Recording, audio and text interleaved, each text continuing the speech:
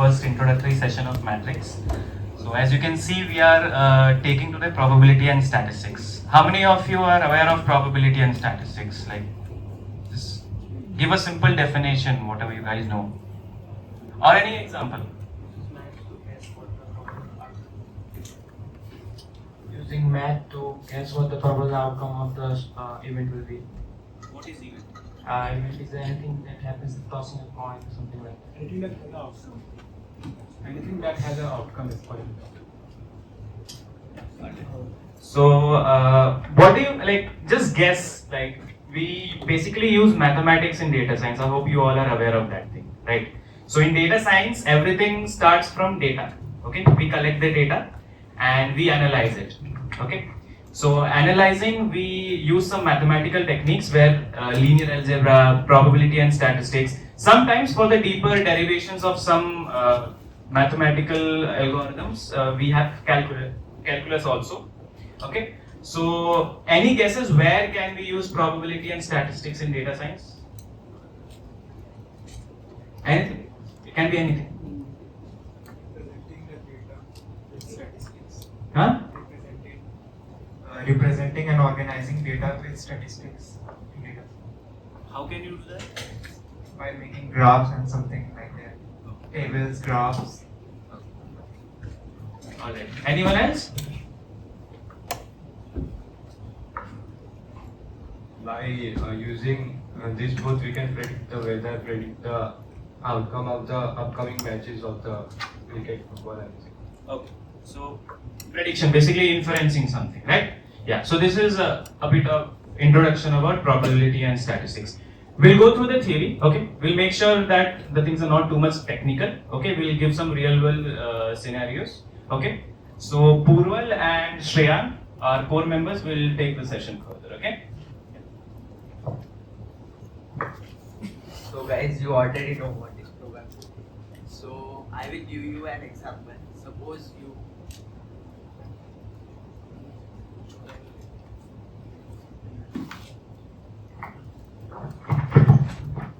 Suppose you have exam tomorrow and you haven't studied for exam. So what is chances you will pass the exam? So what you will do in that case? You will study whole night. Suppose based on your past record, there is 40% chance that you will complete your whole syllabus in one night, and 30% chance that you will not complete but still you will pass the exam, and 30% chance that you will sleep and say Chulkari Guru. And based on that total probability theorem, the total probability of this should come 1. This thing you know, only 40% and 0.4 probability, that thing. Then law of addition. So addition of two probabilities, like you will pass the exam, what is probability? So it is 70%, like that. That's it. Then law of large number. So after repeating this till 8th semester, you will observe that that 40% probability will come nearer to 40%. Means when number of events will be increased, that 40% will be proved that you will be able to do it. Then normal distribution. So this curve you have observed in your real life. Anyone have observed? So currently you have done with your first exam. So suppose your DSMA average marks was 12 and highest was around. What was your average? DSMA average? 8.4. And who was the highest? What were the highest marks? 17.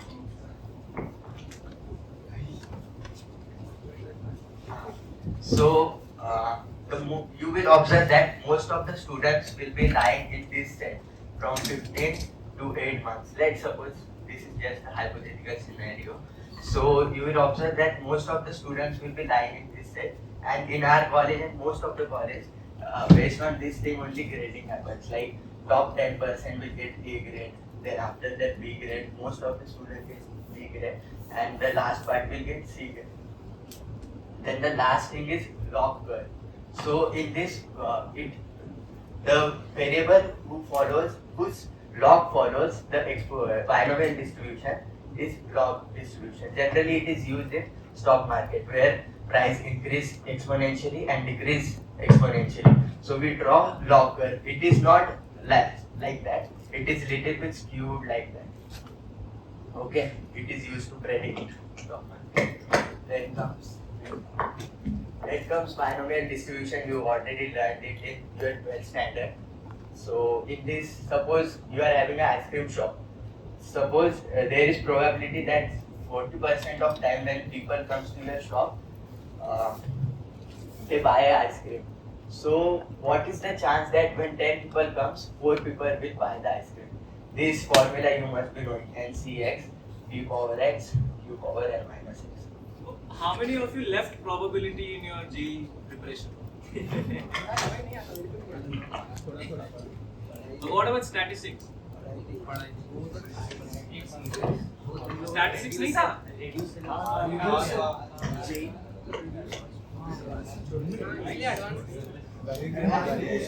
हमारा भी नहीं हो देखा Yeah, advance में इससे तो नहीं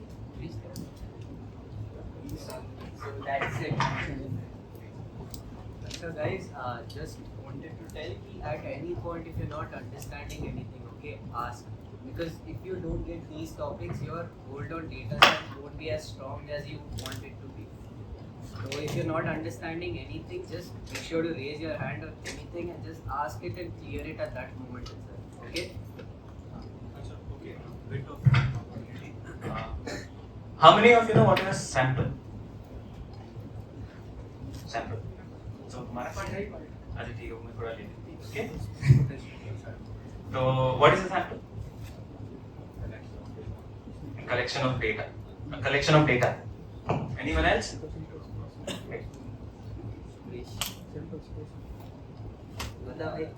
बोलो बोलो सोचो बोलो. Collection of data is sample space. I'm asking. Okay, fine. And like, what is a population? Like, any guesses? No, population. Okay. Let's say that we are taking a survey of 50 people. Let's take a real world scenario. Okay. So let's say that there are 50 students. Okay.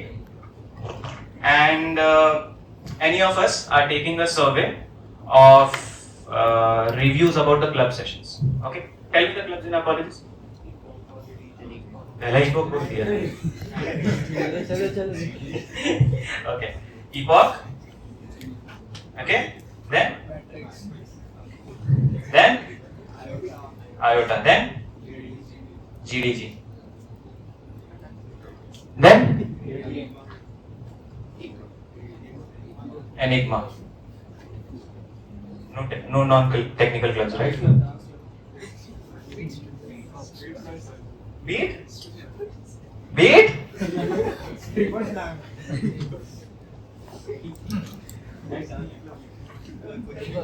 Dance club. That's dance club. Okay. That's dance club. Then F stops. गाना वाला नहीं पसंद है क्या किसी को? Music club. Okay, चलो ठीक है. Let's take this one. How many students are there in class? Someone count?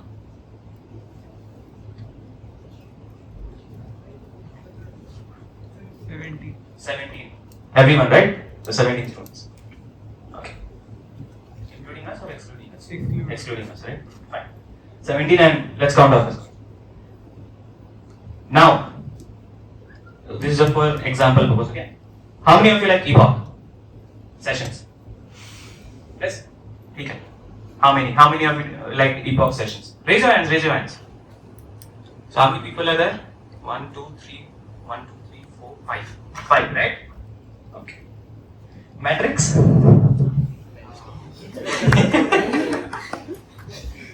Count करो ना, कोई काम करो. Head count कर दो. 17. क्या कहते हैं सर? चलो 13 are there. Okay. 13. Iota? 6, 7. Okay. GDG? Very good. Very good.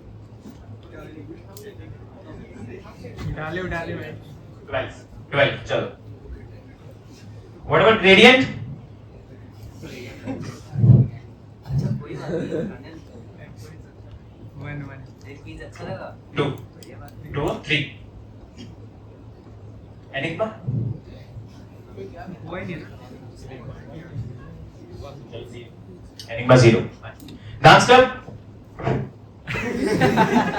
Our cameraman is done. Chalo, only one. F stops?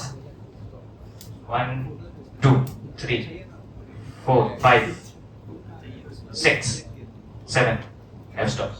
Okay. Okay. Music club?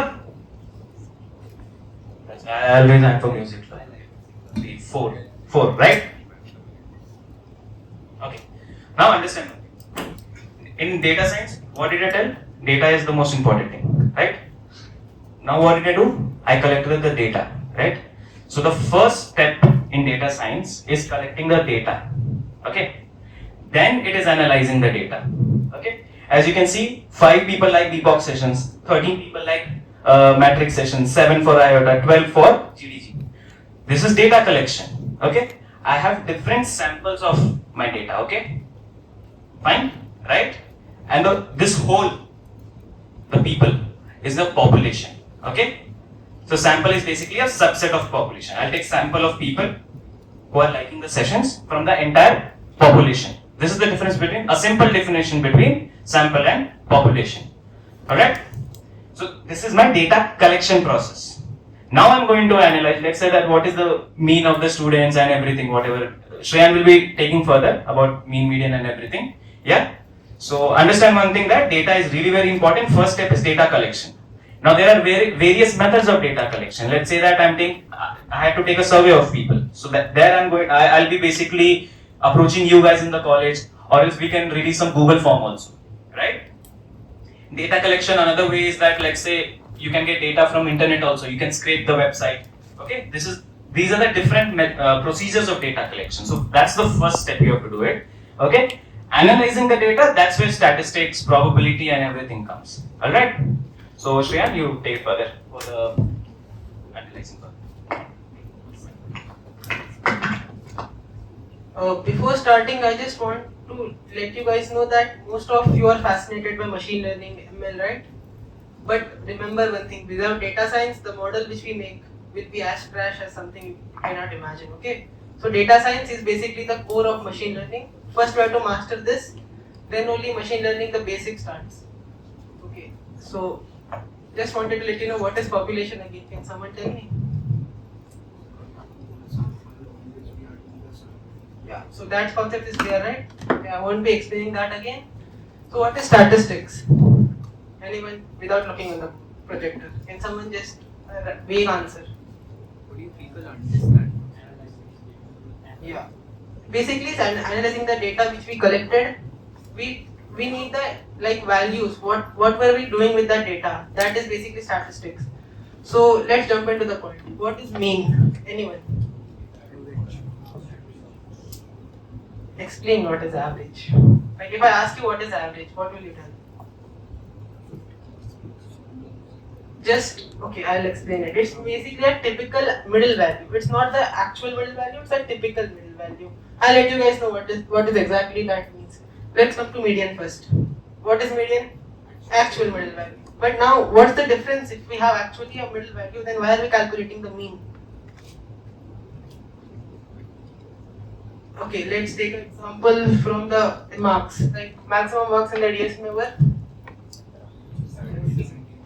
total 20. Out of 20, if suppose everyone has got like 14, 13 and like that range. So the mean will be nearly 14, right? But now suppose like average was 7, right? 8. So what happened was like most of them got near 1, 2, 3 and some of them got near 20. So in that case, if we apply median, what will be the answer? Will be less closer to 8. But what was the middle value? But you don't know, right? So mean is basically when the data is very varied, like no relation between them distance. The distance between the data points are very varied. That time you use mean to measure to get a snapshot of the whole data. You use mean at that point. And median is like an actual middle value. Half the points will be above the median, half will be below the median. And mode, I think you all highest frequency. Can you tell me one difference between mode, median and mean? Basic difference. It's related to counting. I'll just get it. You have some formula, right? J. What is that formula? You have some formula. Mode is 3 times median minus 2 times. Yeah. So if you have a data set, can you have 5 mean values for the data set? Can you have 5 means for the data set? Can you have 5 median values for the data set? But can you have 5 modes for the data set? That's the basic difference. Like you can have multimodal values. There may be many modes for a data set, but there would be multiple means and medians. We'll come to the use case later. You guys know the use case mostly. The average value that you are calculating for the O grade, A grades, all are median values. Now range, you know how much the data varies from the lowest to highest value, how many data points are there. Those are the ranges. Variance. How many of you remember variance? Like my J time it. Leave it. What is variance? Root of standard deviation. Explain. No, I'm not asking the formula, okay? This session is not about the formula. It's about making you understand what is the terms we use. Just an overview of the terms. Like we'll get into formula, don't worry. Typical deviation of terms from different from the mean. Yeah, so we already had a mean, right? So now, like I said, if some people are getting 1 mark, 2 mark, and rest are getting 20 marks. So there will be high variance because from the mean we get higher values this side and this side. We are not nowhere closer to the mean. So that's basically variance. You know how to calculate it, right? Formula bata do koi?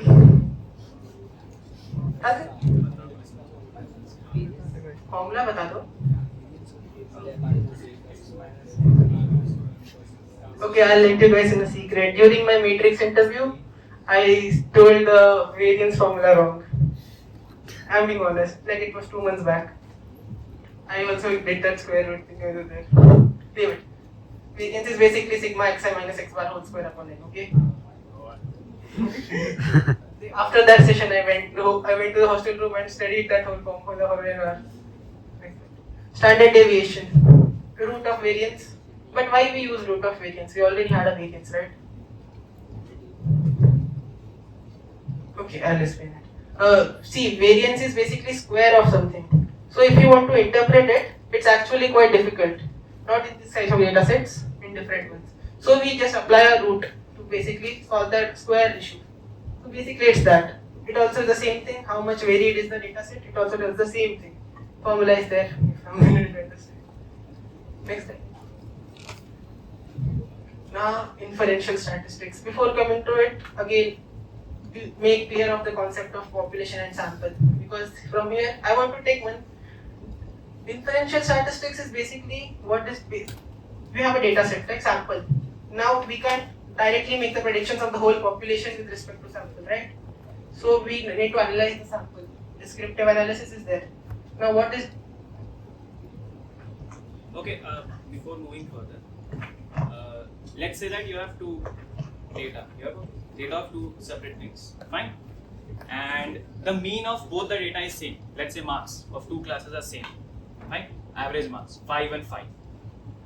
How are you going to tell that there is a difference in performance of both the classes?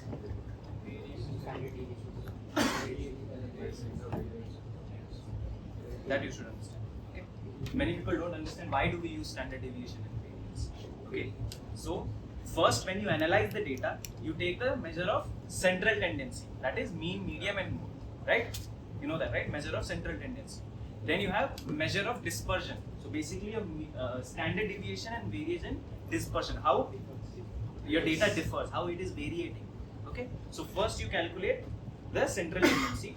When you're not able to understand anything from the central tendency, then you go to the standard deviation and variance. Okay, yeah, that's what I'm here. Just a small part before inferential statistics, there is something known as descriptive analysis. A small overview I'll give, not going into too much there. So you have a sample, right? Now, what will you do of sample? You have to make some, what will you do? Okay. So we need some value, like we have to get some values out of it so that we can use that sample to make predictions about the population, correct? So in descriptive analysis is basically organizing and summarizing the data, or sample data basically. So under organization, you all know tables and graphs, right? So we use the tables, graphs, basically visualization, so that we can organize the things. And summarization is basically again mean, median, mode, to get us like a value so that we can use that value to make predictions. And again, making predictions depends on probability. Okay. So Abhi, we see that what is probability. Like if we are giving an exam and they explain that we will fail or pass, this is all probability. So a major part of probability is statistics. Because probability, what we are doing is we are basically we are doing something, an event is occurring. So we are just seeing if it will happen, it will not happen, it will happen on the basis of other event, or it will happen independently. This is basic probability. Now when we come to statistics, what we are doing is, this is a major part of data analytics. So in statistics, there are two parts. One is descriptive and one is inferential. So in descriptive, what we do is, we take our data, we collect the data, we see mean, median, mode, standard deviation, variance. But if we ask you that if you are not studying data science and we tell you that this is mean of data, this is variance of data, yeah, this is mode of data, you won't understand what is this term and what they are trying to explain with this. So for that thing, we need inferential statistics. So what inferential statistics does is, it gives you summary of the data. It tells you how our data is molding from one point to the other point. You see dashboards, you see companies are using reports, you see files. So what they are doing? They are also doing statistics only. How our data is moving from here to here, how our customer rates dropped, how our customer rates increase. So this is basically what inferential statistics is do. So basically understand, there are two parts of people. One who just reads news and on the basis of that they will tell you something that they acquire. But one part of population is that they will look for the proofs, they will look for the stats, that how are it going and how will it affect in the future. So in inferential statistics, what we do is, out of whole population, we take some amount of population, that is a sample, and according to that sample, we make our inference. Like today weather is good, I say. Okay, so how many agree to the weather is good? Like you agree, you agree, you agree, you agree, but they don't agree. So we can't say that they all agree, because out of 17, if we 5 agree, we can't say all agree. So what we does in inferential is, we take a strong amount of sample. Like if that bench is 1, I think they are all friends. Okay, so what he will think, mostly they will think. So what we will do is, we will take 1 point from there, 1 from there, 1 from here, 1 from here, 1 from here. And then according to that, we will judge if he say weather is good, if he say weather is not good. He say weather is good, weather is good, weather is good. The whole population will say weather is good. This is what is the basic idea of inferential statistics. Now hypothesis testing. So basically what I did was hypothesis testing. Now put a term to it. So basically I made a null hypothesis that I made, that weather is good. And then alternative hypothesis that weather is not good. Okay. So now I collected the data. I asked him, I asked him, I asked you, I asked you. So this is why I collected the data. Then I verified it using various tests like z-test or t-test. So basically z-test and t-test are tests to define that it is correct or not. I am saying correct or null hypothesis is correct. There are two more tests, that is chi-square test and f-test. So basically z-test and t-test are used for our statistical numerical values and everything. Our chi-square is test for independent values like male, female, yes, no. This kind of values if you want to predict, then we will use a chi-square test. And if test, what we do is we calculate the variance of two different distribution and when we compare it. So regarding variance, if we want to do analysis, then we will use f-test. Now see, this is a McDonald case. So let's assume that McDonald did some research, and according to that,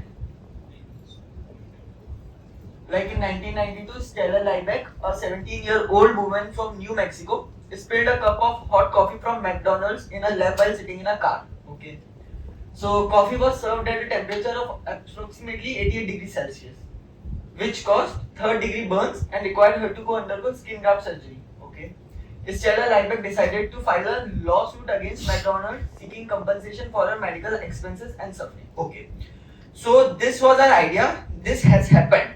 Now this has happened, so we need to research about the thing. if this is correct or not, because obviously McDonald's is a big brand, and that if we serve coffee cold, then they will complain that why are you serving the coffee cold. If they serve hot, then this is the case that happened. So none of the case matters. Now in what we did was we researched and data collected. Okay, so temperature testing. Now some experts went to McDonald's and they tested the temperature of the coffee as she was lying or not. So she did that. Then consumer safety standards. The researcher also involved reviewing industry standards practices regarding coffee serving temperatures. Okay. So you know basically if we are serving something in food and in restaurant chain, there is a specific guideline that this should be served at this and this should be served at this. So there is a whole society there and it will decide what happens. So they research about the thing. Then previous incident. Now previous incident we can interface as this is a null hypothesis what that happened and this is an alternative hypothesis. So basically data on past incidents involving coffee spills, burns from McDonald's and other establishments were collected to see if there was a pattern of injuries related to temperature or not. So the thing was, she said, we can't believe what she said because there are people, you know, they for the money they do such things. So that was our null hypothesis, and this is the alternative hypothesis that if she does or not does. Okay.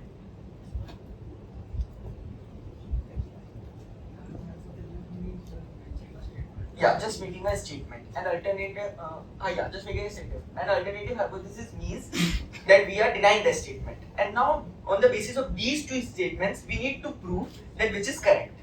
Okay, so the hypothesis testing is the trial that case involved examining whether McDonald's served coffee at an unsafe temperature and whether this practice contributed to Stella's injury. The following hypotheses were formulated. First was null hypothesis. McDonald's coffee is served at a safe temperature and does not pose a risk of injury to customers. Okay, that McDonald's claimed it because it was their brand, so they can claim a hypothesis. Now, alternative hypothesis. McDonald's coffee is served at an unsafe temperature that can cause serious burns, contributing to customer injuries. That Stella did. Okay, so we have two statements now. One was of McDonald's, one was of Stella. Now, which is correct? For that thing, there is a value called significance value or confidence interval. Okay. So basically, what confidence interval says, if my confidence interval is 95%, in most of the cases, my null hypothesis may be correct. Not all, may be correct.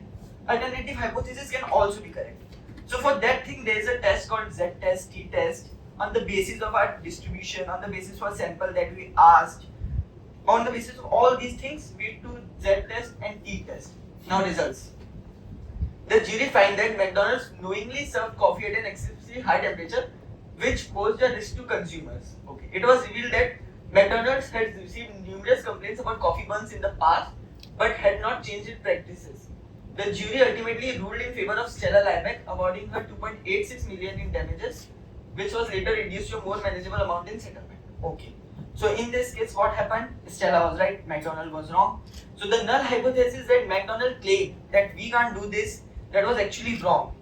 But because brand claimed it, we can't actually say that it is wrong or it is right. So because of that thing in real world, how this is we apply hypothesis testing. Like let me take another example for you guys. Like you say tomorrow is your some quiz. Okay. Let's assume OCW quiz. Now you say OCW quiz is going to be difficult, but teachers say the OCW quiz could be very easy. Okay. So now how can we believe teacher? Obviously it's easy for him. So the thing is, let's ask some people that have studied OCW. There are approximately 400 students in your batch.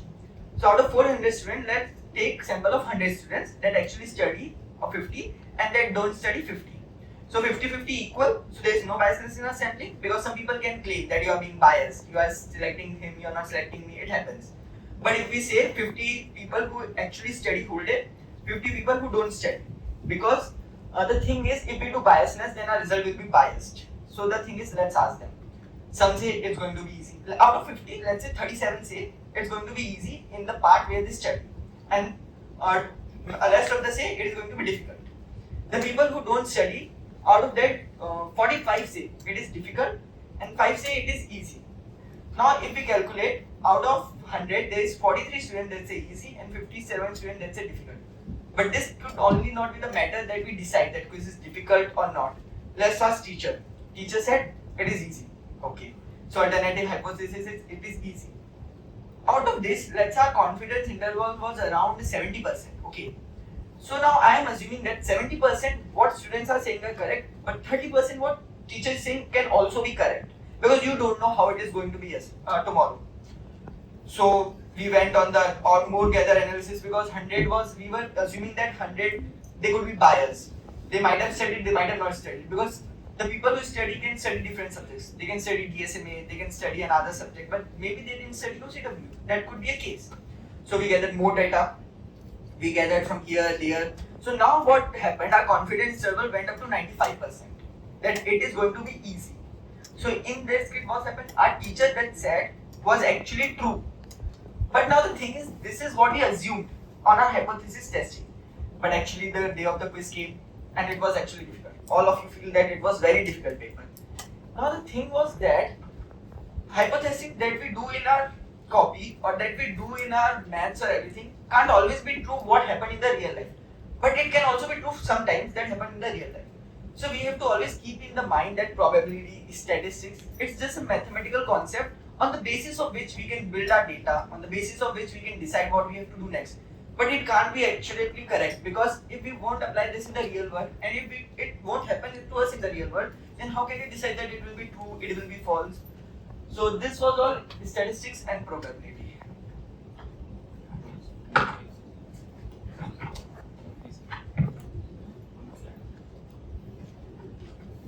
Okay, before getting to this case, are there any doubts?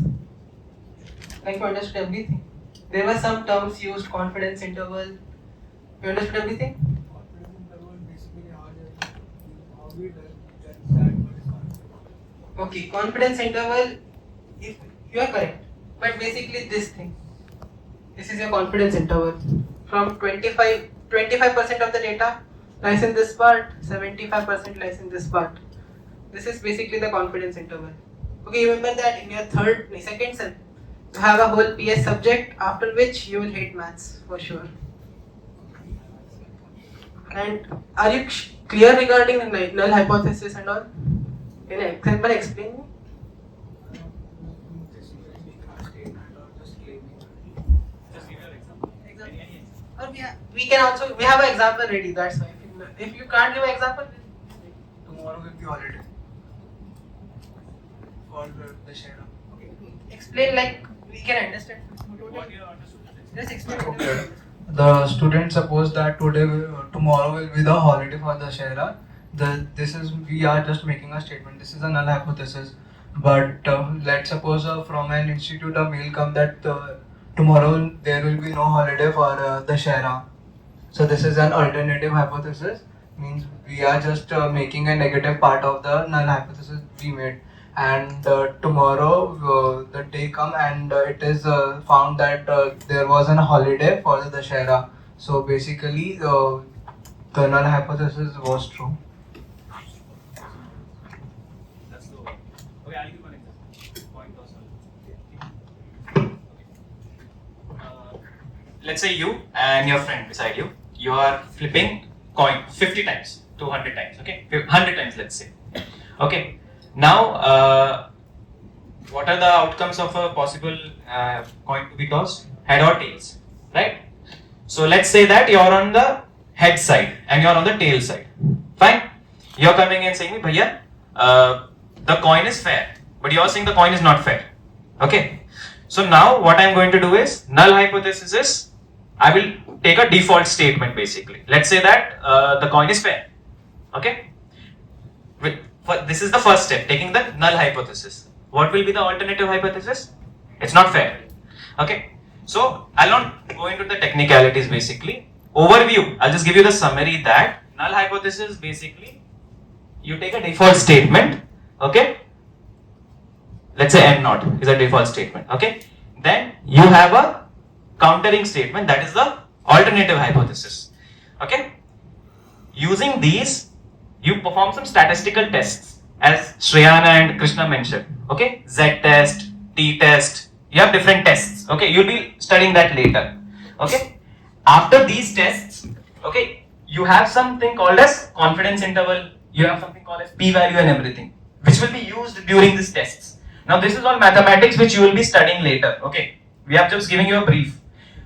After this, you will form a conclusion. and there you will be able to decide whether the null hypothesis is true or not. That's the overview. Okay, so this is the mathematics part, which you'll be learning later, and if you have any doubts, we'll be telling you later, or else we'll keep a separate session for that. Okay, you'll be studying that everything in your second semester also, probability and statistics course. Okay, so this is just the overview. Fine. There's one more example of inferential, right? The Pepsi and Coke thing.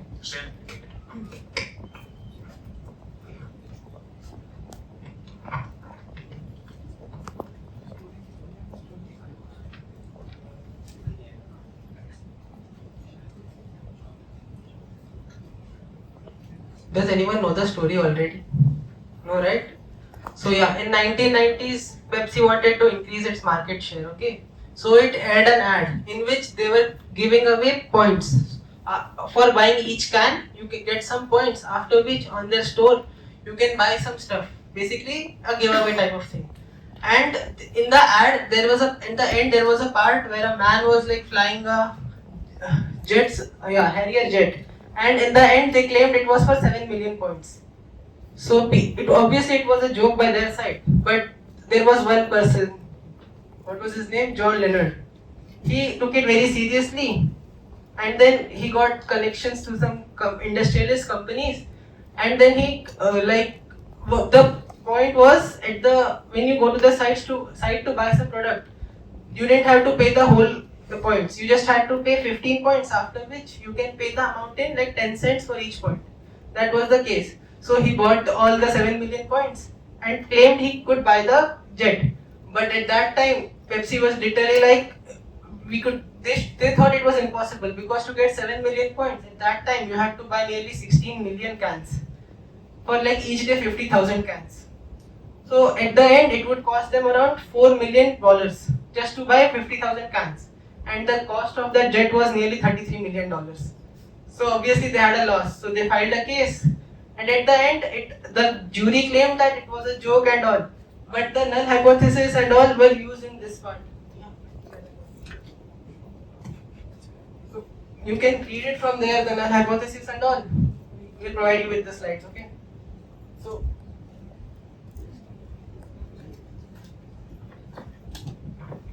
the similar way they prove that H0 and H1. In the similar way they did that, they collected the data, and I have to give you one more example. Suppose Sathyam Bhaiya claims that having girlfriend increase academic performance. So tell me how you will claim this statement is true or false. Anybody? How you will claim this statement correct?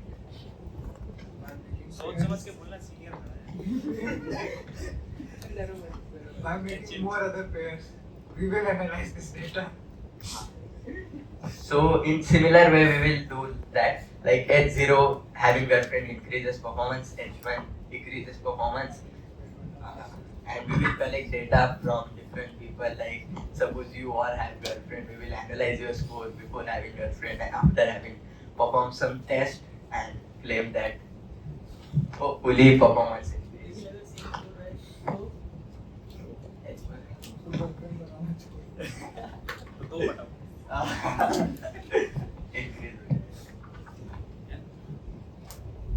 So yeah, basically in this case what Pepsi claimed was it was impossible to claim 7 million points. But the null hypothesis was that only. But what was the alternative hypothesis? He was able to do it. So at the end he did it, and the jury gave him some $7,000, I guess, for the $7 million were paid to him, and then at the end of the ad, the price of the plane it went up to like 700 million points. So that was the time the John Leonard person was very famous at that point of time. If you search on Google also, there is a whole Wikipedia of this incident. Okay, so this is the overview of probability and statistics. Like, just raise your hands if you have not understood. You can raise your hands. Okay, fine. So, as we told you that we have probability and statistics. Yeah. So as we told you that we have probability and statistics, then we have linear algebra also, right? How many of you liked algebra in your JEE times? Okay, okay, good. Fine. So Adi will be taking for the linear algebra part of it. He'll give you an overview where do we use linear algebra in entire data science and machine learning part. Before that, let's do a fun activity. Okay. So we have 1, 2, 3, 4, 5 rows. Okay. So okay, Devansh and you all also participate in this activity. Fine, tum log kar lo. Tum log baithe raho ye. Okay. You can go and sit there. Shreyaan. Okay. Purval. Fine. So like let's say this is one section. Okay. First 2 benches along with your senior. तुम लोग इधर आके बैठो. Okay.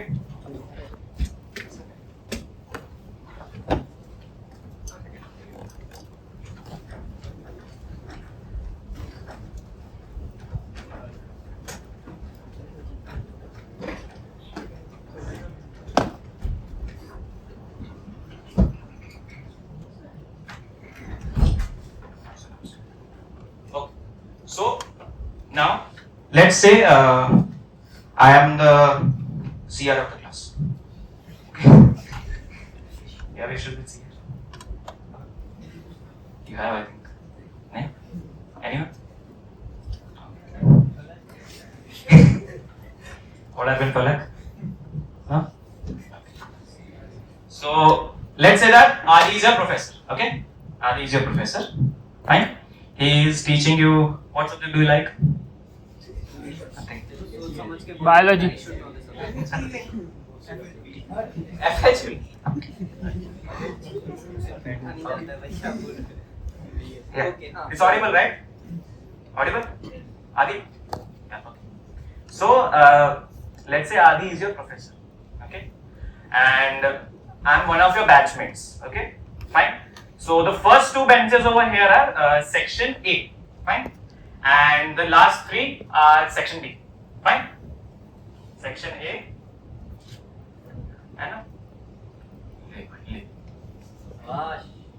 And we have section B.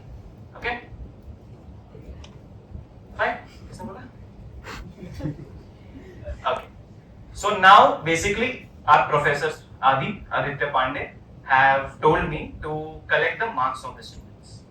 Okay? Tell your name. Huh? Vishwa. Spell it? Yes, Vishwa. Vivian. Arpan. What about you? Arpan. Palak. Palak. Palak. Okay. We have Shreyaan.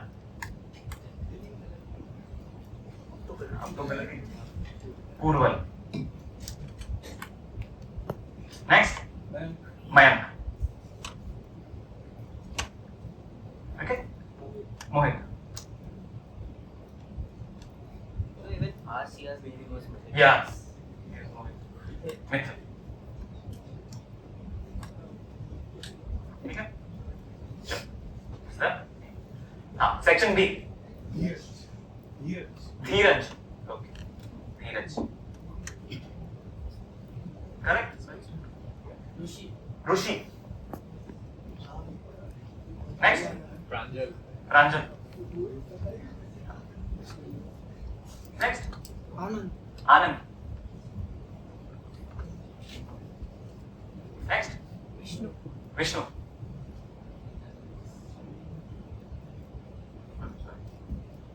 Next. Yash. Kaustubh. Spell your name. K-A-U-S. K-A-U-S. K-A-U-S. T-U. T-U. P-H. And some people get offended, right? Krish. Krish.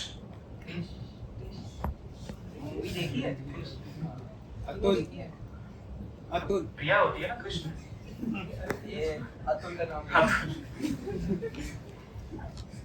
Krish, where is your Priya? Priya, right? Okay. So, Professor Saab has told me to collect the marks of the students. Okay, let's say that it's some XYZ college.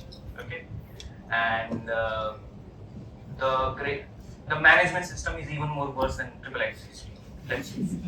Okay, so I have to collect your marks.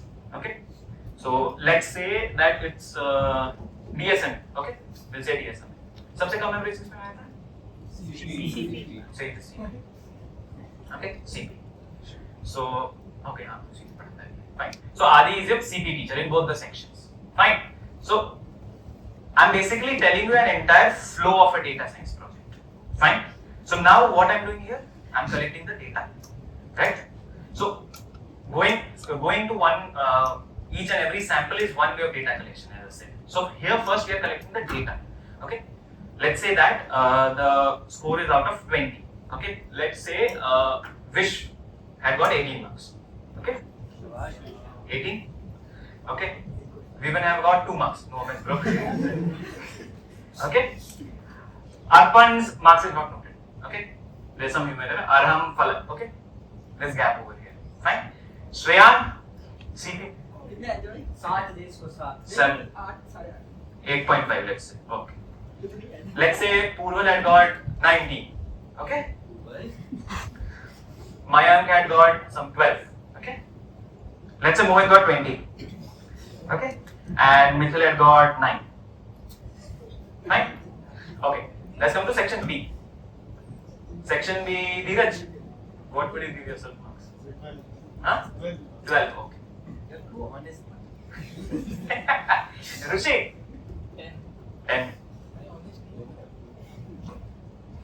Let's say yourself blank. Okay. Due to some errors like I didn't contact you or you didn't receive my call and professor had given me just a time of 2 to 3 years, let's say. Okay. Anand? 9. Very honest. Okay. Let's say Vishnu 20. Huh? Yash? 11.5. अपने सच्ची के marks बता रहे हो? Are you telling your real scores? Okay. Cost of let's say 1. Okay. Krish, let's say it's 18. Okay. So as Purval said, बंदी हो तो पढ़ाई अच्छी हो. No offense, Krish. No offense. Although let's say the Rohit. Right. So I've collected my data. Okay. So I've collected my data in tables. You know about tables, right? So where do you see tables? You see in Excel. You see in SQL databases. How many of you studied databases in class 12? SQL. Okay, fine. Let's say that it's an advanced version of storing your data in form of tables itself. Okay. So I have my Excel sheet, this one and that one. Okay.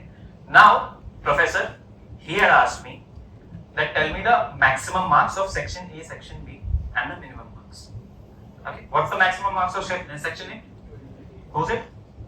Mohit. That's maximum. Okay. Now what I'm doing?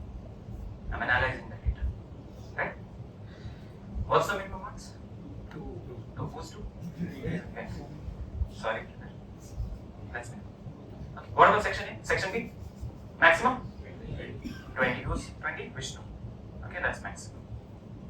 What's minimum? Cost 2. Okay. So that's basically what CR does, right? The performance analysis and everything. So, okay, this is one analysis which I can conclude, like maximum and minimum. What else can be? What else can I derive from these tables? Average. Anything else? Median mode. Mean median mode. Okay. Anything else? Range. Okay. Good. Range. Anything else? Okay. Nobody asked me what is the reason of this missing values. So now when I go to Aditya, okay, he had asked me the maximum score, the minimum score. Okay. And he had asked me the average and everything. So this is descriptive statistics. Okay. So basically, measure of central tendency, that is maximum value, minimum value, average, and standard deviation, what is the variation in numbers and everything. This is your descriptive statistics. You have something called as, how many of you heard about percentile? Everybody, right? Everybody. You know the system of percentiles, right? So percentile is also a measure of this thing. It's a part of descriptive statistics basically. So I can conclude, right? I can form a I can take section A and B together and I can form a chart of percentiles also over here. That is descriptive statistics. Okay. Now understand one thing. As a data scientist, what I'm going to do is, here ask me the data. Okay. Either I will collect the data or else I'll get the data. Okay. Now, the first thing is analyzing the missing values in my data. Okay. I'll come to that point. What can be the reason of this missing values? Anyone? What can be the reason?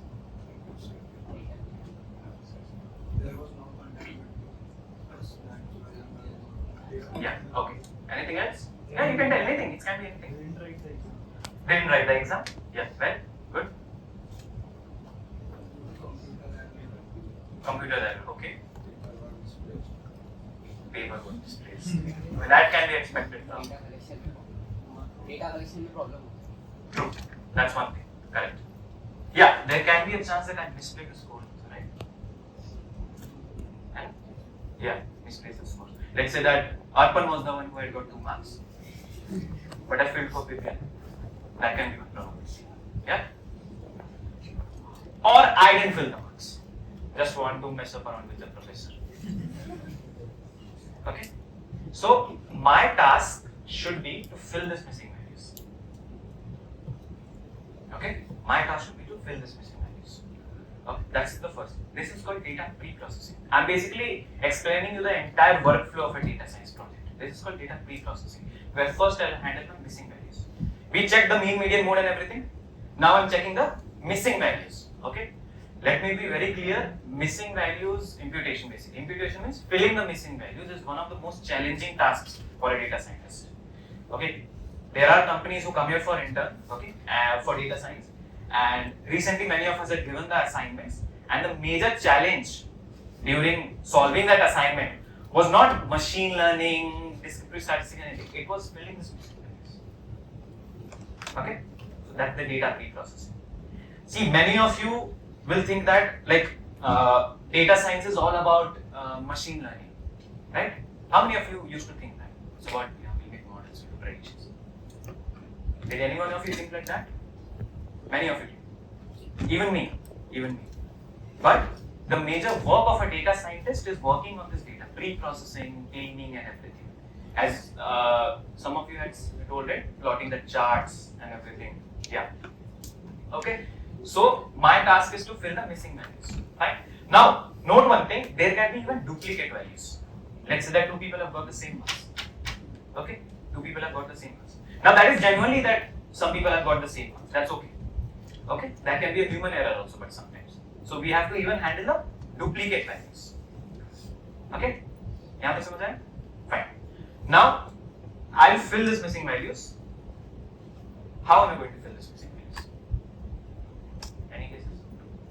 Based on the person's past performances, analyzing the person's previous marks from that. Okay. What if it's his first test? What if it's his first test? Yeah. What will you do? We'll give the class average performance. Good. That's the class. You can. There's one thing. Basically, replacing it with mean or median or right? What is? Take it from the real world scenario. Because just putting down the average value is something mathematics, right? What will I do in real world if I don't have marks of the students? If one person didn't give the paper, so what you must do? So I'll fill 0. See, this is blank. I did not say it's 0. This is blank. So I'll just put 0. Understand? You just try to open your brain. Okay? Think from every point of view. Okay? Just don't go into mathematics. Think it from real world scenario. That's what a data scientist does. Okay? Now let's say I didn't get these things. Okay? I didn't get these marks. These people didn't get the paper itself or something. Anything. So one possibility is you can fill it by average or anything. Yeah? Or else I will drop these values. Why I drop these values, I'll tell you later. Okay. So I've done the analysis. Similarly, I've done the analysis over here. Okay. This is data pre-processing. Okay. So what was the first step? What was the first step? Data collection. Yeah, data collection. Data collection. Yeah. What was the second step? Basically, data pre-processing and everything. Pre-processing and analysis. Okay. Pre-processing.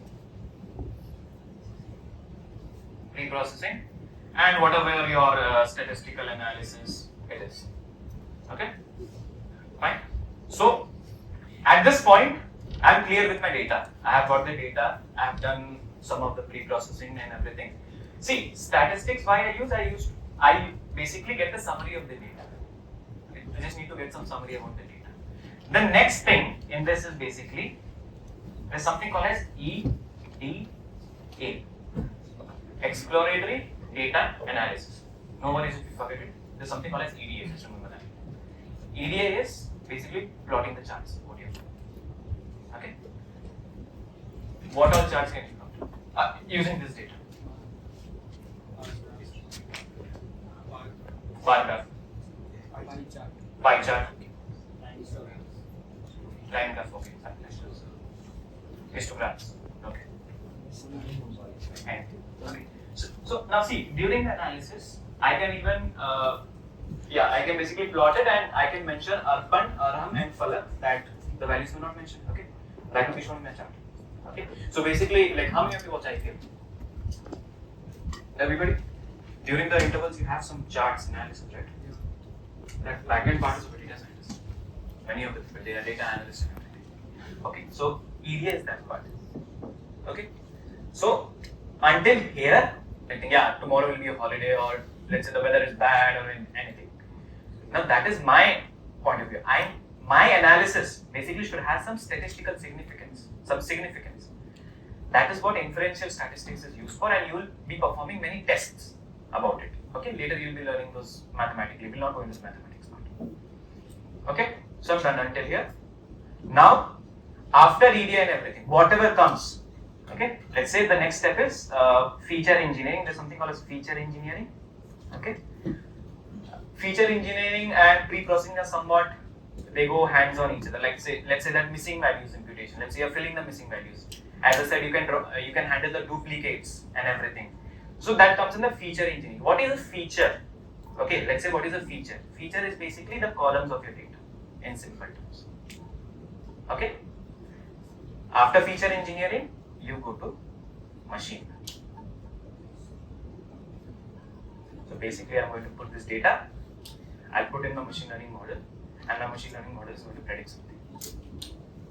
So before machine learning, you have this, everything. Okay, I'll perform some machine learning operations. Then I'm going to basically deploy it. Basically, this is the entire workflow of a data science project. So the maximum part where we deal is this four, the top four. Okay. So now I'll forward it to Aditya.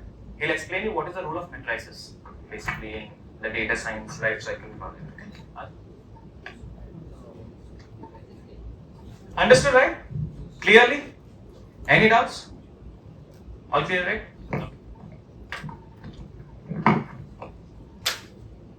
Okay. How many of you studied matrices for JEE? Highest scoring subject topic, right? Matrices. 5 questions, no? Okay. So my assumption here is that you people know the formula of what is a determinant, inverse calculate karne ka formula, everything. You people know that, right? Remember? So I'm not going to tell you what the formula does. I'm basically going to tell you on the back end what happens in your space when you apply a matrix over there. Okay? So before that, a small question like, what do you think what a matrix does? Tabular form of representation, and it represents a vector in a space. Very good. And you people need the mic, or you can hear me without the mic?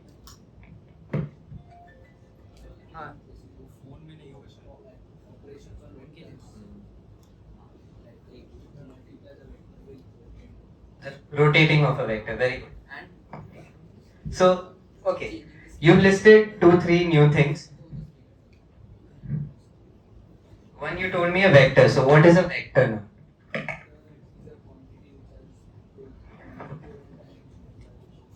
Okay. You told me a vector and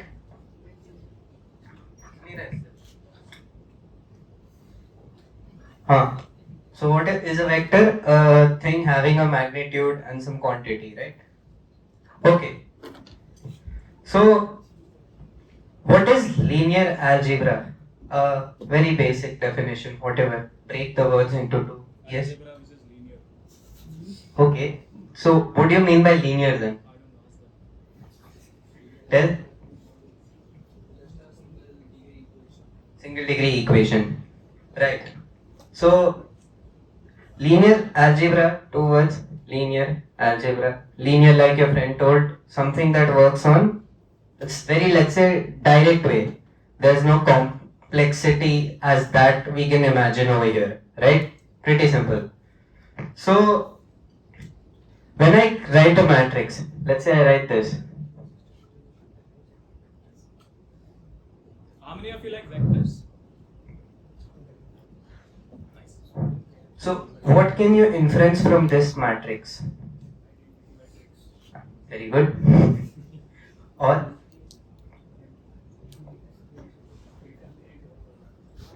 so, do you people know what are unit vectors? What are unit vectors? Magnitude is 1.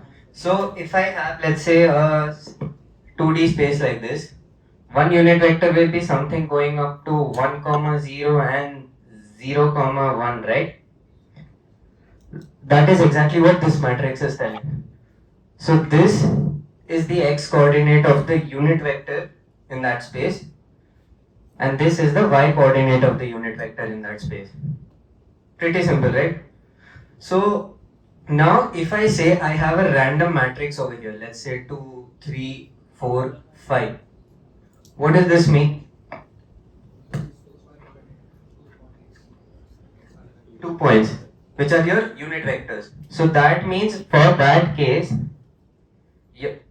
for this, your x thing will be at 2, 4 and the other thing will, let's say, somewhere be at 3, 5, right? So like your friend told, it's a totally new rotated system that you have created. Make sense?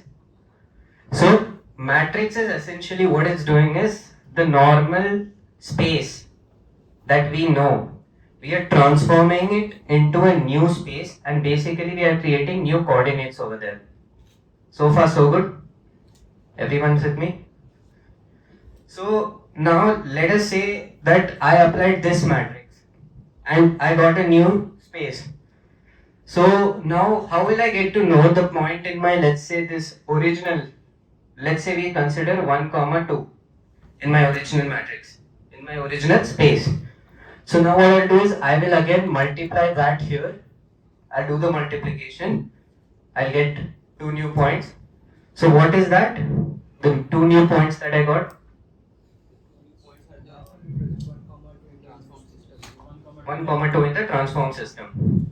So at the background, when you perform data science, right? Now using all this, you understood the data. Now for the machine to make conclusions, even the machine needs to understand the data, right? So what we are doing using linear algebra over here is we are making our machine understand our data. Okay? So we had made temporary slides and I'll just share that with you.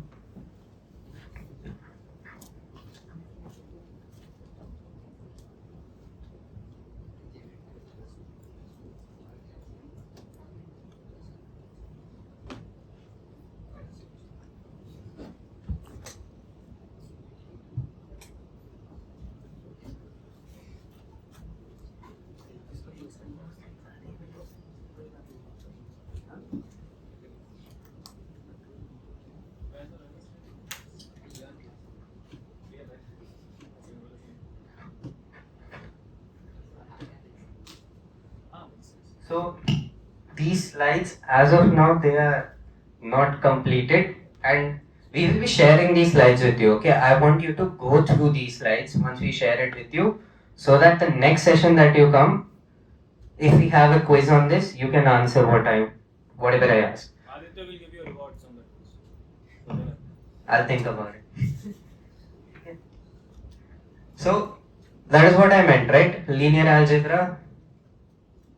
Pretty simple definition. There is a linear term, there is an algebra term, and linear is something straightforward. Okay. So then we saw that in linear algebra we have basically three main things when it comes related to data science: a scalar, a vector, and a matrix. Scalar is something, a random number, and what is basically that number used for scaling whatever we are doing. That is why you call it a scalar. Vectors. Now, in our space, you people have learnt in 12th that 1, 2 can be a vector, right? I plus 2j. Correct? So, every data point can be essentially represented as a vector. So, now let's come to this data set. So, now can I say that this entire thing will be a matrix? Right? And in which each row is a vector representing a particular data point. Make sense? That is exactly what I had written in my slides over here, which will be shared with you later, that this particular row, if you see on your screen, right? Can you see it? The data set. Each row is essentially a vector, and that vector is represented as a point in our space. Now, the question comes is, then what do our axes represent?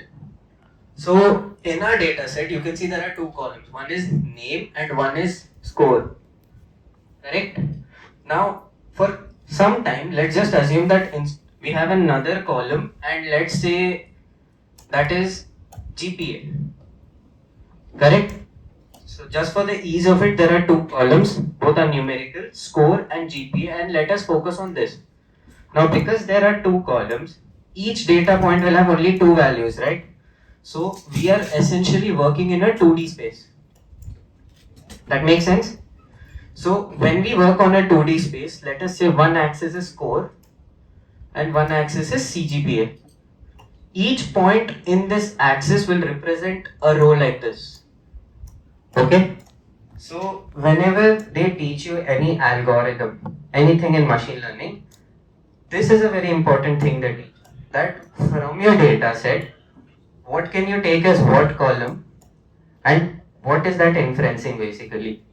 So now over here again, handwritten notes, that number of columns that we are working on is essentially the dimension of the space in which we are working. And with our example, let's say we were considering sepal length, sepal width and petal length. So each axis represents one of those three values, and each point in the space refers to a data point having a particular combination of those values.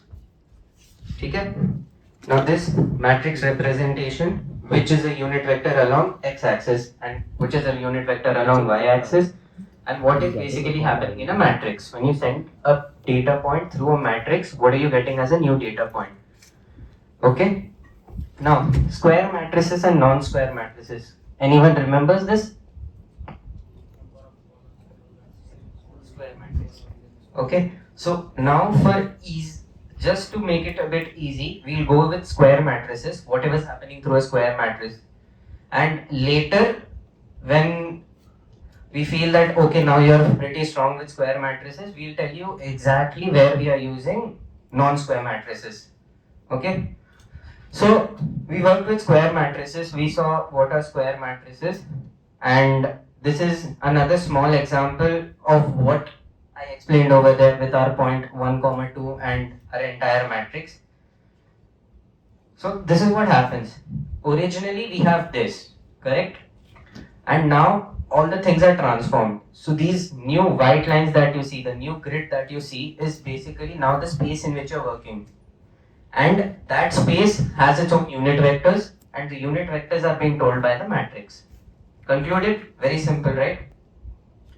Now, there are two things you should notice. One, even after the transformation, you can see that the origin doesn't shift, right? Second, after you've made your new axis, you will see that all the lines with respect to that axis, all the horizontal lines in that axis will be parallel to the new x-axis, all the vertical lines will be parallel to the new y-axis. Correct? Now, because of these two things, we can say that whatever the transformation we have applied, it is a simple transformation, it is a linear transformation. So, if you intuitively want to speak that what is a matrix is essentially a linear transformation that you are applying in your space. Everyone understood? Now comes the question is, what do you do when you apply multiplication of two matrices? Right? So,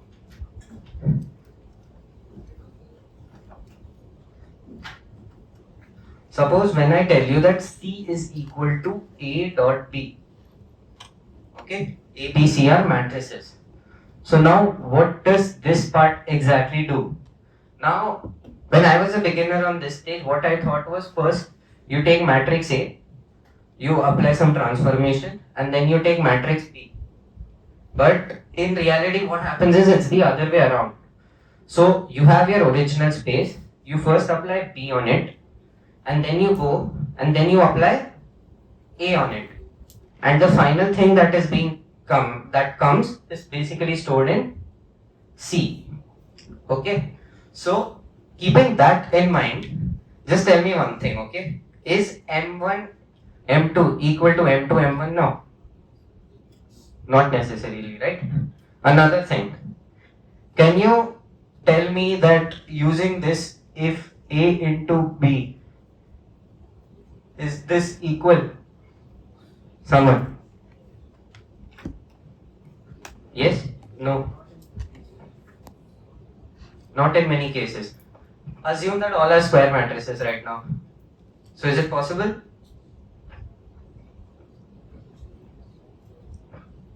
You guys are understanding, right? Yes? Explain karoge, why?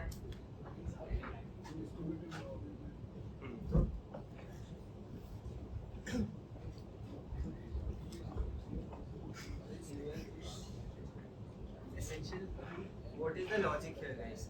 That first, in that case, what you'll do is you'll do the BC part and then you'll come to A. And then what you'll do is you'll do C and you'll then come to AB. And then what is happening?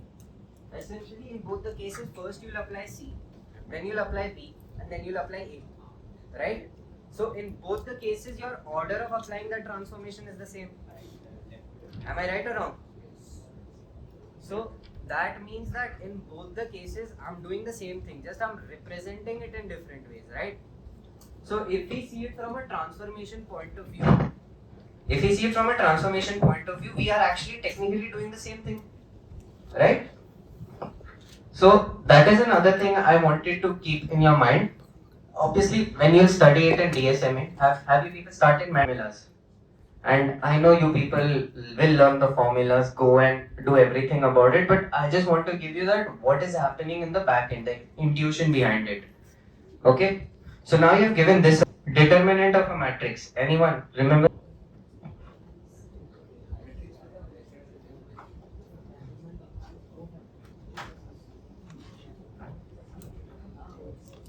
Okay, tell me one thing. Is determinant a scalar value or it's a vector or something like that? Scalar value. Now, if it's a scalar value, means somewhere it's talking about scaling. Correct? What is it scaling? if you multiply So, you're telling it, let's say, it scales the magnitude of the vector. So, it makes the vector longer or shorter. Okay? Now, it's not exactly that. What happens is, sometimes when you take a matrix, let's say you take at 1, 0 and 0, 1, there is a small area that covers, right? An area A.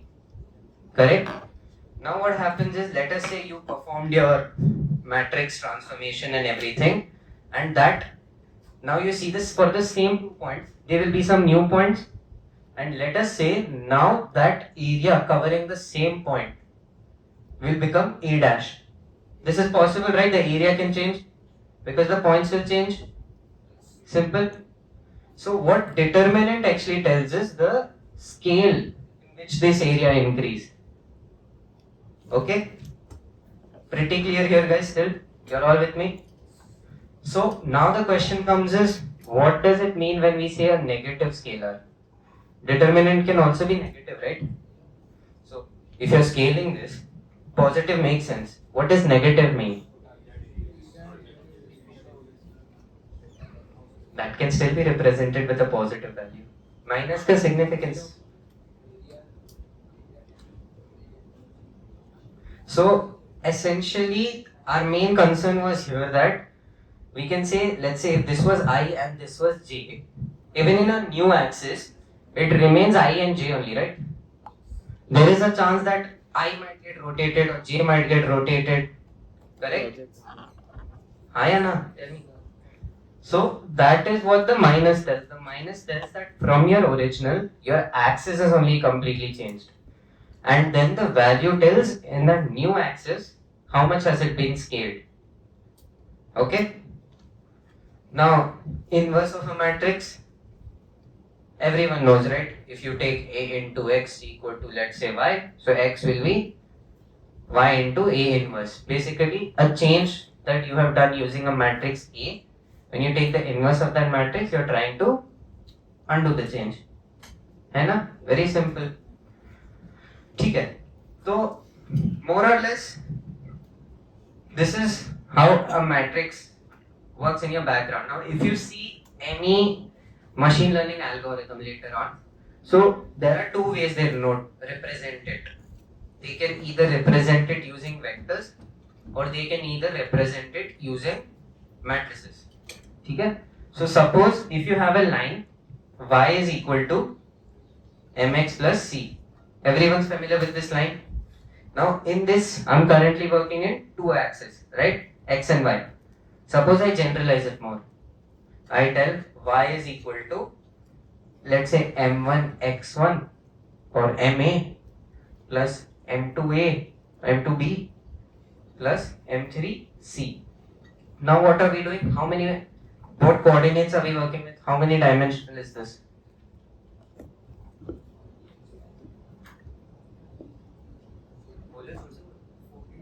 Four dimensional, right? You have y, a, b and c. So this is four dimensional things. Okay? Now generally you people will learn it once you start learning machine learning. This is a very tedious way of representing our equation. What we can do is, we can tell that, let us say we have a vector m1, m2, m3. Okay? And let us say we have a vector a, b, c. So what will happen when you do a dot product of these plus y as, let's say, m vector dot, let's say, coordinate vector. Make sense? I can represent this as a matrix also, right? So if I represent this, let's say, as m1, m2, m3 and this as a, b, c, I can do the same thing will come, right? So that means I can even represent it as y as matrix of m, and this is the original one, so I'm using a transpose of that, correct? And along with that, let us say this coordinate ones remain the same, so I'm using my coordinate matrix. Now when you learn machine learning, we have made a roadmap which we will share with you people, because practically speaking, when you have resources, we want you to learn from that, and where you are confused or topics which we felt were tough, we will teach those topics to you. So when you see those videos, they will use these representations mostly, assuming that you know this whole backstory of what is being applied where and what scale you are doing it. Okay? So now when you see these videos, don't get scared by this. Alright? और क्या?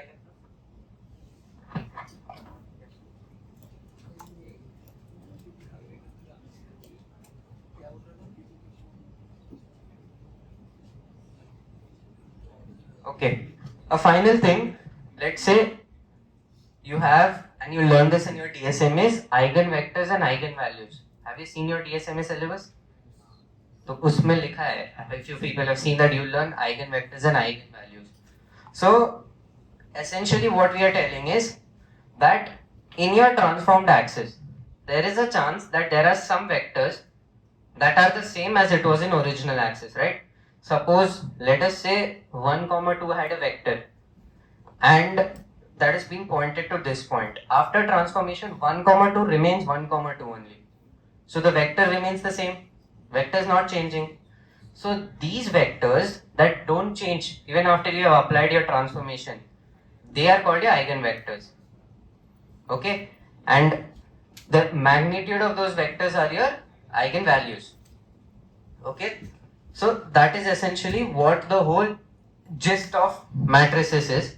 I'm not going too much into the technicalities. This is enough for you to explain, understand when you learn your machine learning algorithms. Okay, so anybody has any doubts? Everyone is clear with everything, right? Okay, so now we have a few announcements to make, and Sathyam will do those announcements because he's the lead of the club.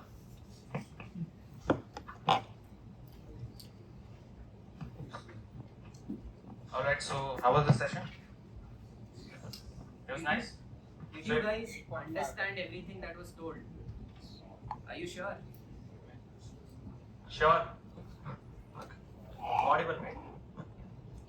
Okay, so this is the entire thing of the overview of where you will use mathematics in data science. Like earlier I mentioned a step, feature engineering after the EDA part, right? So this matrices and everything, basically as Adi told, these are vectors, right? So these names, they are alphabets, right? So my machine learning model basically understands numerics. So whatever the matrices and mathematics thing is there, that linear algebra part, that will be done in the feature engineering, this one, okay. So mathematics part is done. Now there's one announcement. So this is the GitHub repository we have made, a README file for you guys, for everyone. Just scroll it down. So yeah, we have mentioned 3 channels, YouTube channels. These are basically free resources which you can refer to, where we all had studied from. Okay, we feel that these are the channels which will be best for you. And this is the entire roadmap. As you go down, Python programming, then you have mathematics, okay. Then you have their resources. You have to even know a knowledge of databases also. Make sure that you are good in databases, because from the interview point of view, like as I mentioned, the data analyst role, right? A data scientist is someone who does the work of data scientist plus machine learning, nothing else. Okay, so a data analyst even works on databases also. So that's why databases is important. EDA, that's for analysis. Feature engineering basically helps your data ready for your machine learning model. Then you go for machine learning. Okay, then you go. There's something called as deep learning. We'll be telling you for further in the sessions. Okay. Then there's natural language processing and computer vision, and there's deployment. Okay, you basically deploy your projects. Then we have some end-to-end courses mentioned for you. These all are free resources basically. Okay. Now, if any one of you want to do some certifications, so we have mentioned some certifications from various platforms like Udemy and Coursera. You can check them out. Okay. You have any doubts? Just come to us. Okay. Please make sure that if any one of you are interested in data science, just go through these, and in the future sessions, okay, like we obviously cannot teach you everything, right? And I mean, you will obviously prefer YouTube rather than club sessions. Okay, so our aim is to basically just give you a roadmap so that you don't have any problem, because many of us, like when we came into the college, we had everything, started everything from third sem, I guess. We had started everything from third sem. We literally didn't know what is the basic difference of data science, machine learning and everything till second sem. Okay, we had started from third sem and we had made it in the fourth semester. UG2 people had started it earlier in the second semester, I feel. Okay, so we have given you more early start. You won't have any much problem in this part. So this is the roadmap and you can follow it. If you don't understand from these videos or anything, you come to us, we'll provide you more resources. Alright? All of you attended the GitHub session that was there, right? So it is suggested to you people that you fork this repository, okay, so that every one of you have a copy of this. Why are you laughing? Oh, you didn't attend the session? नहीं लेकिन account flag हो गया। अरे हाँ तो don't do this यार, हमें एक और रीड नहीं बनाने में बहुत टाइम लगेगा फिर। I mean, just save it. You can start the repository. You can start the repository. हाँ स्टार्ट कर लो नहीं तो। No need to forget. Okay, and now I had this question. Do you people in our sessions want us to be a bit more coding oriented, or do you want us to be a bit more theory and all those oriented? Both. Balance. So do you people like assume that we will make you people do 2-3 projects about machine learning and everything? Okay, so we can conduct a boot camp kind of thing for you guys, right? Where we will teach you these things. I mean, you can refer to them on YouTube, but I think we can take a boot camp. Okay, either we will take it individually, or in future we'll collaborate with some other clubs. Okay, who has the data science and AI ML domain, right? Okay.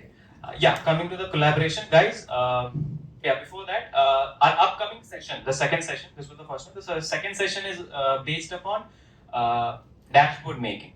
Okay, so basically what I told you, the EDA and everything, the mathematics part and everything, you do basically in Python language or R language. People prefer Python. So you'll do Python coding and you'll make those pretty dashboards which you basically see in your IPL thing, right? There's one more way of making dashboards. Okay, that is through business intelligence point of view. So those are business intelligence tools, Power BI and Tableau. Krishna, just go to the EDA section. Yeah, so in the EDA resources, just go down. Yeah, extra resources for dashboard making. So you have Power BI and you have Tableau. So Power BI and Tableau. Let's say if you want to become a data analyst, you don't like machine learning. Let's say you don't like much of mathematics. You are done with statistics and nahi bhaiya maine jaa raha mathematics mein aur. You can become a data analyst. A data analyst, nothing. He just need to know a bit of SQL, okay, and a bit of this statistics, and a bit of Python, and you're done. And one of the business intelligence tool. It depends on the company's JD, job description. Okay. If anybody is interested in data science or specifically machine learning, you can pick machine learning. Okay. So we'll be having a dashboard session. So that will be hands-on. We will teach you. Okay. So we'll provide you everything in the mail. Actually, apologies from our side. We had actually sent the mail to the management people, but they hadn't sent it in your emails. Right? You didn't got the email of the first session, right? Yeah. So that was a technical issue from the management. We can't do anything for that. So really very sorry. You'll be having the mail. Okay. We'll send you a link of downloading the software and everything. Make sure you download it and come. Okay. Most probably the sessions will be after your exams. Okay, you'll be free from exams. You'll have to do the preparations, right? So that's one announcement of the upcoming session. And coming to collaboration in future, like Utkrishta, we are collaborating with GDG, okay, for a data science hackathon. Okay, so in that data science, it's data science, nothing more of machine learning and everything. I think they have 1 month of time, and trust me, if you're really interested, doing the statistical feature engineering and that dashboard making takes 1 month. If you dedicatedly work on that, okay. I'll just tell you some of the guidelines of the hackathon. So basically, a team will have 4 members, 5 members. Okay, so 1 from UG1, that's compulsory. Okay, and we need 1 from or 2 people from UG3 and the other 2 from UG2. So the UG1 contribution will be of presentation basically. The team who's not, the team whose UG1 is not presenting will not be counted. That's one thing. So that increases the participation among you guys. That's what we have done it for you guys so that you are in demand. So if anyone is literally interested, UG3, UG4, or UG2, they will come to you. Okay? We want some UG1 students. Okay? And it's a good chance for you guys to, interact with your seniors and learn from them, right? So the hackathon will be, Krishna, it will be mostly 2 to 3 days, okay? And you even have prizes. What prizes do you want? You like keyboards, mouse and everything? You like it? Not a coffee mug. You want a coffee mug? Not a coffee mug. Okay, we have prizes like keyboards, headset and everything. So we request you to, participate over here. It's good for you. We are doing it for you only. So basically, just make sure you are like ready until here. Not compulsory because you have your seniors also in the hackathon, but it's good that UG1 is showing participation here, right? Okay. So that's it. Anyone else? Anything else? Adi? You can take a part. Okay. Okay, so now we'll have the hackathon in Utkrishta. Utkrishta is going to happen in November, and today is October 11th. Second week of November around. So you people have enough time to complete it till EDA, correct? We will be focusing on most of the things. We'll be focusing only up to the dashboards and how you present your things.